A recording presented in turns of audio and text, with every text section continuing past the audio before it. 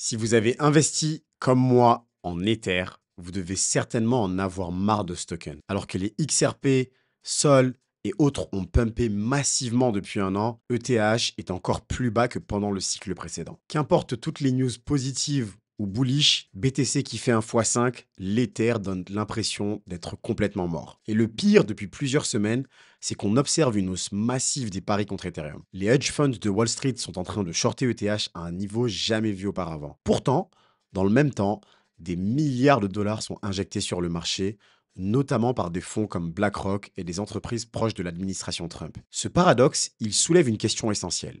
Ethereum est-il volontairement maintenu sous pression pour permettre aux gros investisseurs d'accumuler à bas prix avant un énorme pump? Alors, si vous êtes abonné à la chaîne depuis longtemps, vous le savez, je ne suis pas forcément fan de théories de manipulation. Donc l'objectif de cette vidéo, il est clair. Comprendre comment et pourquoi Ethereum n'arrive pas à dépasser son plafond, décrypter les signaux d'un potentiel short squeeze imminent et identifier les niveaux clés pour un éventuel pump explosif, si celui-ci doit arriver. Je vous donnerai également ma stratégie et ce que j'ai fait jusqu'à présent avec Ethereum. Aujourd'hui, on va donc analyser en profondeur ce qui se passe sur le marché et surtout, on va voir si Ethereum pourrait bientôt exploser à la hausse ou au contraire, si c'est foutu pour ce cycle. Depuis plusieurs semaines, les hedge funds de Wall Street prennent des positions short massives sur Ethereum à un niveau jamais vu. Et la question qui est à la bouche de tous les experts, c'est est-ce qu'ils tentent de manipuler le marché pour acheter des Ethereum à bas prix avant un pump? Déjà, qu'est-ce qu'une position short? Shorter un actif, ça signifie parier sur sa baisse. Un hedge fund va emprunter un Ether à 3 000 $, le vend immédiatement.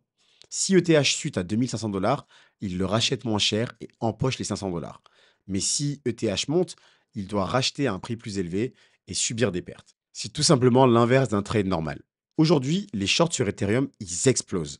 Plus 40% en une semaine, plus 500% depuis novembre 2024 et un record historique de paris baissier. Mais pourquoi autant de shorts sur Ethereum? Alors, une chose qui est vraie, c'est que les institutions ont tout intérêt à faire baisser artificiellement un actif qu'ils veulent accumuler à un prix réduit avant un pump. Les hedge funds utilisent parfois les shorts comme couverture en cas de chute du marché, mais ici, les volumes sont trop élevés pour être une simple protection.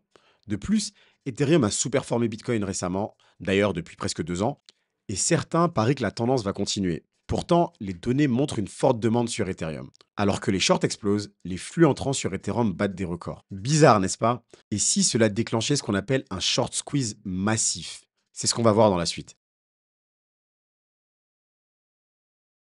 Depuis 3 semaines, plus de 2 milliards de dollars ont été injectés dans Ethereum, un afflux qui dépasse même celui de Bitcoin. Rien que sur la semaine dernière, 800 millions de dollars sont entrés sur Ethereum, un record absolu. Ce paradoxe, c'est un signal clair. Les grands investisseurs achètent discrètement pendant que les médias et Wall Street continuent à nous parler massivement de la baisse. Un élément clé vient confirmer cette hypothèse.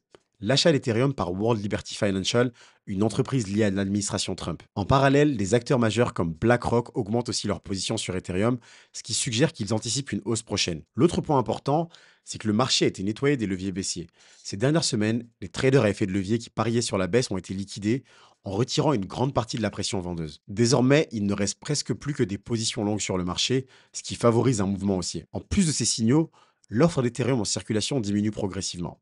Avec des frais de transaction qui sont réduits à 4 centimes, Ethereum devient plus attractif, tandis que moins de tokens sont disponibles sur les exchanges. Cette combinaison entre flux massif de capitaux, accumulation par des fonds stratégiques et réduction de la pression vendeuse crée un environnement explosif pour un short squeeze. Ah oui, d'ailleurs, j'ai oublié de vous expliquer ce que c'était. Un short squeeze se produit lorsque trop d'investisseurs parient sur la baisse d'un actif, en le shortant donc, comme je vous ai expliqué au début, mais que son prix monte brutalement, ce qui les force à racheter en urgence pour limiter leurs pertes et ce qui amplifie encore plus la hausse. Si ce scénario se concrétise, Ethereum pourrait connaître une envolée soudaine, ce qui va forcer les hedge funds à racheter leurs positions short à perte et accélérer encore plus la montée des prix.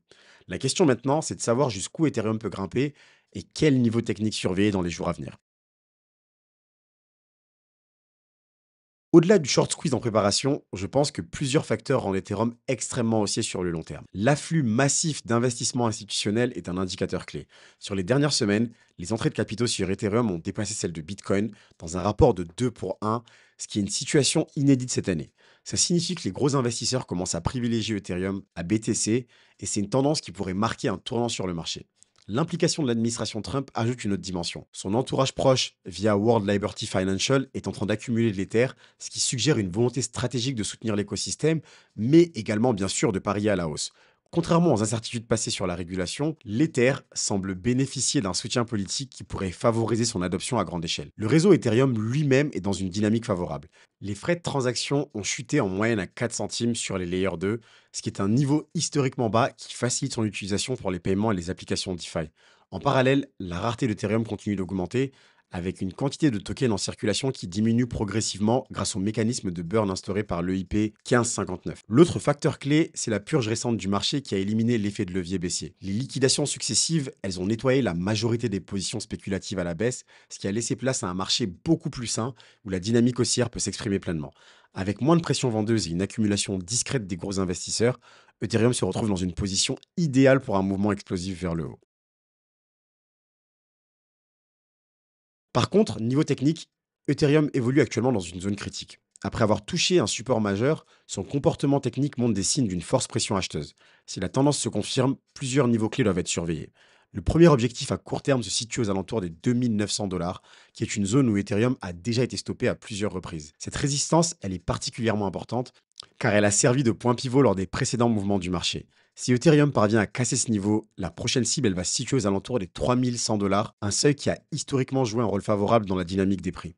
Au-delà de ces niveaux intermédiaires, Ethereum pourrait retrouver son dernier sommet local aux 4000 $, une barrière psychologique clé qui marquerait un véritable retour en force. Cependant, le scénario le plus optimiste place Ethereum sur un objectif beaucoup plus ambitieux, qui est le niveau des 5300 $, qui représenterait un nouvel ATH et une sortie totale de sa phase de consolidation. Là, on pourra péter le champagne. L'autre point positif, c'est que la configuration actuelle, elle rappelle d'autres périodes où Ethereum a connu des explosions soudaines. Maintenant, il reste plus qu'à voir si ETH aura la force nécessaire pour dépasser ses résistances et entrer dans une nouvelle phase de découverte de prix. De mon côté, j'ai racheté Ethereum à 2700 $ pour environ 1% de mon portefeuille, même si pour être honnête avec vous, je ne suis pas forcément fan de cette crypto-monnaie. C'est grâce à elle que j'ai découvert la blockchain. C'était grâce aux NFT qui étaient présents sur cette blockchain pendant le cycle précédent où je me suis fait éclater. Donc je dois avoir un syndrome post-traumatique par rapport à Ethereum, mais elle représente quand même une position non négligeable. Et je pense qu'il ne faut pas la sous-estimer. Elle a un vrai potentiel pour le bull run, si celui-ci tient toujours. Après, c'est vrai qu'à cause de sa lourdeur, les autres concurrents en place, dont Solana que j'affectionne particulièrement, ont peut-être un potentiel plus élevé. Mais du coup, qu'est-ce que vous pensez de cette situation? Est-ce que vous possédez de l'Ether? Indiquez-le moi en commentaire, likez cette vidéo si elle vous a plu et abonnez-vous pour ne rien rater des prochaines analyses. En tout cas, si vous cherchez une crypto qui, à mon avis, est encore plus prometteuse qu'Ethereum, vous pouvez regarder ma vidéo sur Hondo Finance ou sur Suis le futur Solana. Elle s'affiche maintenant à l'écran. Bons investissements à tous, prenez soin de vous, c'était Mansour, peace.